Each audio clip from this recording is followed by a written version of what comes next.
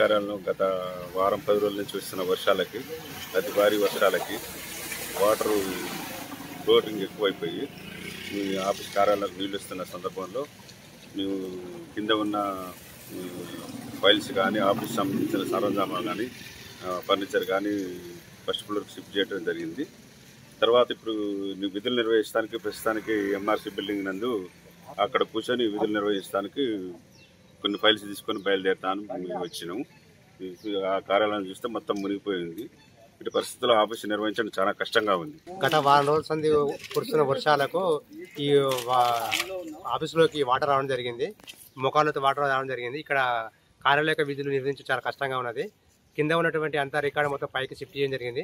ప్రస్తుతానికి ఎంపీడీఓ గారి ఆదేశాల మేరకు ఎంఆర్సీ బిల్డింగ్కు ఈ యొక్క ఉన్న రికార్డ్స్ మేము ఒక కార్యాలయం పనిచేయడానికి షిఫ్ట్ చేయడం జరుగుతుంది ఈరోజు. అంతే.